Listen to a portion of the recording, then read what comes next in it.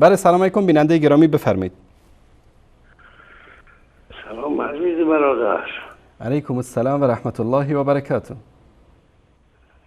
خوبی دوست عزیزم، سرور همه آقایون. صلوات باشید، شما بزرگوارید، سرور مایید شما. شما برم من آقای انصاری، این آقای آخوندی این آیه‌ای که خونده بودن از قرآن خوندن؟ بله از قرآنی که تحریف شده است. کدوم آیه است؟ بلغ ما انزل الیک فی علی فان لم تفعل فما بلغت آیه ابلاغ که بهش میگن. کدوم سوره کدوم آیه؟ الان خدمتتون نشون میدم. خب نشون بده اینو من یه خدمتتون عرض کنم. چشم. آیه 67 سوره مائده است. بله این نشون بده احمد جان. این آیه میگه که یا ایها الرسول بلغ ما انزل الیک من ربک و ان لم تفعل فما بلغت رسالته والله یعصمک من الناس ان الله لا یهدی القوم الکافرین. میگن این آیه اینطوری بوده که یا ایها الرسول بلغ ما انزل الیک فی علی من ربک. حالا آقای انصاری اینا حالا من نمیگم آیه این قرآن تعریف شده. خب اینا اگر مرد هستن فقط نگن تحریف شده، اون آیه هایی که تحریف شده رو بیان بخونن. خوندن. مجلسی در کتابش باب کامل داره، بزرگترین باب در اثبات همین آیاتی که اینطوری نازل شده. کافی در کتابش داره، شیخ مفیدشون همین اعتقاد داره، همشون این اعتقاد چی خوندن؟ داره.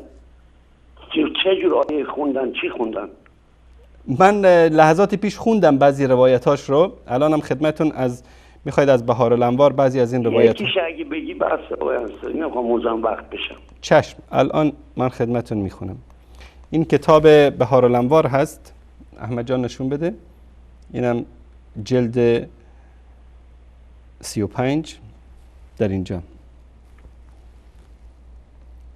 در صفحه 37 در اینجا میگه که در کافی میگه 10 جا رو دیدم که در اون در تفصیل در مورد آیات اومده. میگه که و من یطع الله و رسوله فی ولایت علی و الائمه من بعده فقد فاز فوزا عظیما هکذا نزلت. این گونه نازل شده است.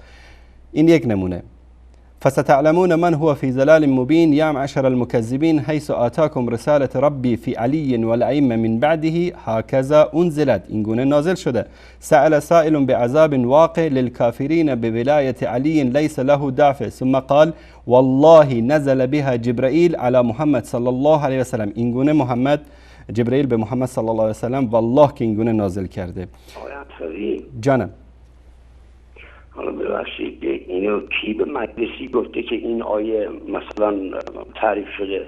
حالا مجلسی از کجا میدونه؟ وحی شده بهش؟ والا راویان مثلا ابو بصیر از ابو عبدالله نقل کرده، ابو بصیر از امام جعفر صادق نقل کرده. به دروغ؟ به دروغ بله، طبعا به دروغ، طبعا به دروغ. خب آقای انصاری خیلی ببخشید حالا مزاحم وقتتونم بیشم، قربون شکل ماهی برم. مگر اینا مثلا میگن حضرت عمر حضرت زهرا رو زد شهید کرده، حالا که 20 سال شهید کرده. خب مگر دین حضرت علی میخواست خلافت کنه، مگر به غیر از این که دین میخواست پایدار نگه داره غیر از این نبود که؟ درست.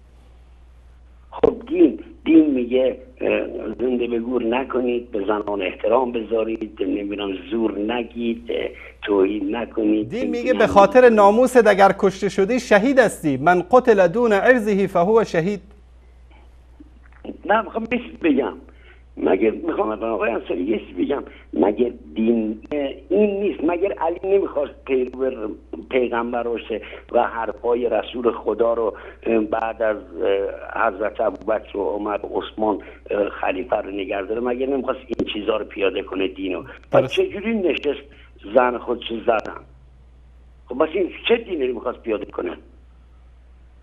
پس گفت اب نداره زن منو زدن بقیه رو نزنن. الله المستعان. آره دیگه مثلا گفت مثلا خود دین اینی که نزنید، زور نگید، زور قبول نکنید، احترام بگذارید، زنده به گور نکنید. آیا مگر دین این نیست؟ خب پس اگر دین اینه، حضرت علی می‌خواست این پیاده کنه، پس چرا اونجا نشست زنش زدن؟ خب وقتی زنش زدن، این دیگه چه دینی می‌خواست پیاده کنه؟ چه خلافتی می‌خواست بکنه؟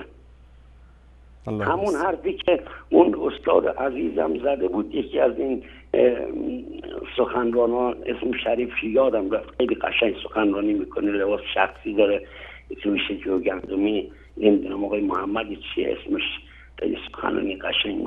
آقای انصاری، من میدونی چی میگم؟ حالا ببخشید من میگم اون عمری که فاطمه رو زده کشته، خدا لعنتش کنه، و اون علی هم که نشه زنش رو زدن همینجور. البته این علی نیست ها، علی که امت محمد میگه نیست ها، اون عمرم این عمر. حالا این کدوم کیه، علیش کدوم ما نمیدونیم، وگرنه اون فاتح خیبر اصلا چیز دیگه بود. حالا اینا از کجا آوردن این علی عمر من نمیدونم. درست. تشکر از شما. غیر از این آقای انصاری کاملا درست فرمودید. کاملا درست فرمودید. خب من قربون اون قد بالات برم. من سلامت. شما 5 سال دیگه بشینی بگی مرغ یه پا داره. شما این شبکه جهانیه، همه میبینن، شما نمیدونم مگر دین ندارید، چرا سوختید من نمیدونم.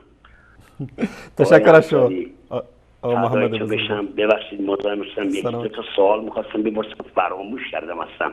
الله متعال حفظتون کنه ان شاء الله. هفته آینده آقای انصاری من یه تعجبم، ببخشید یه سوال، اینا آیا اعتقاد به جهان آخرت ندارن؟ والا اگر می‌داشتن این کارا رو نمی‌کردن. آخه با یه من ریش اونجور، آخه من نمیدونم اینا اعتقاد ندارن. من چند وقت پیش با یک بحث میکردم، میگفت علی، من باش بحث سنگین داشتم، میگفت علی برگشت که ما یک فرق با خدا داریم، ما 14 معصوم، فقط اینی که ما رو نمیپرستن.